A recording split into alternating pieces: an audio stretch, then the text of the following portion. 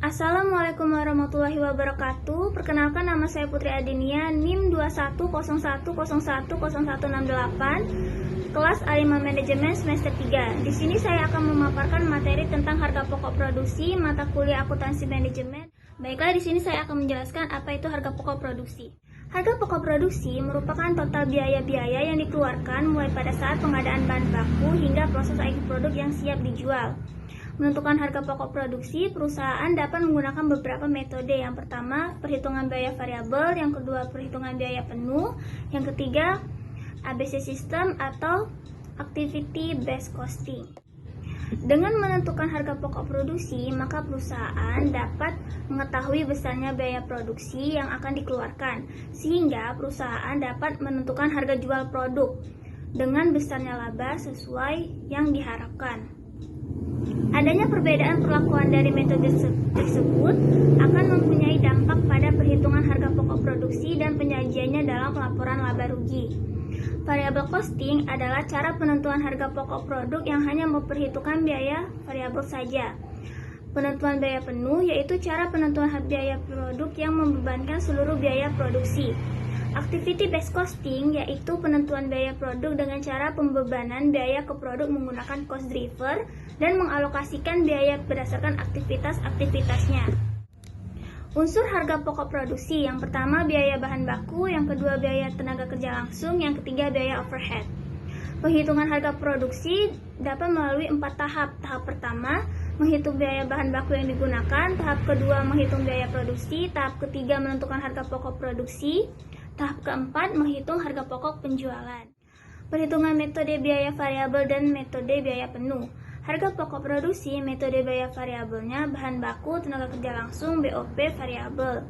Harga pokok produksi metode biaya penuh, bahan baku, tenaga kerja langsung, BOP variabel, BOP tetap. Biaya periodik, perhitungan metode biaya variabelnya, BOP tetap, biaya penjualan, biaya administrasi. Biaya periodik metode biaya penuh, biaya penjualan, biaya administrasi. Menghitung bahan baku dengan cara bahan baku yang digunakan sama dengan saldo awal bahan baku ditambah pembelian bahan baku dikurang saldo akhir bahan baku. Menghitung biaya produksi, total biaya produksi sama dengan bahan baku yang digunakan ditambah biaya tenaga kerja langsung ditambah biaya overhead produksi. Menentukan harga produksi dengan cara harga pokok produksi sama dengan total biaya produksi ditambah saldo awal persediaan barang dalam proses produksi dikurang saldo akhir persediaan barang dalam proses produksi. Hubungan produksi, penjualan, dan laba. Hubungan antara laba menurut kalkulasi biaya variabel dengan laba menurut biaya penuh berubah ketika hubungan antara produksi dengan penjualan berubah. Dapat disimpulkan seperti tabel berikut. Bila produksi lebih besar penjualan, maka laba yang dihitung dengan metode biaya penuh lebih besar daripada biaya variabel. Bila produksi lebih kecil daripada penjualan, maka laba yang dihitung dengan metode biaya penuh lebih kecil daripada biaya variabel. Bila produksi sama dengan penjualan, maka laba yang dihitung dengan metode biaya penuh sama dengan biaya variabel.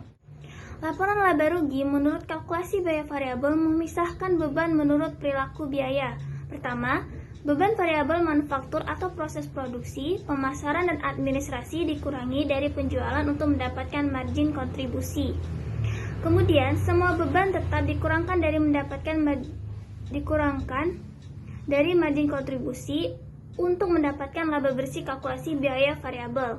Sedangkan laporan laba rugi menurut kalkulasi biaya absorpsi memisahkan beban menurut fungsi. Pertama, harga pokok penjualan dikurangkan dari penjualan untuk mendapatkan laba kotor atau margin kotor. Kemudian, beban pemasaran dan administrasi dikurangi dari laba kotor untuk mendapatkan laba bersih kalkulasi biaya absorpsi. Kunci untuk menjelaskan perbedaan dari kedua laba tersebut adalah analisis arus overhead tetap. Apabila jumlah yang diproduksi berbeda dengan yang dijual, overhead tetap akan mengalir keluar dan ke dalam persediaan. Apabila jumlah overhead dalam persediaan meningkat, maka laba menurut biaya absorpsi lebih besar dari biaya variabel dengan menghitung kenaikan bersih. Apabila persediaan tetap atau persediaan berkurang, maka laba menurut kalkulasi biaya variabel lebih besar dari kalkulasi biaya absorpsi.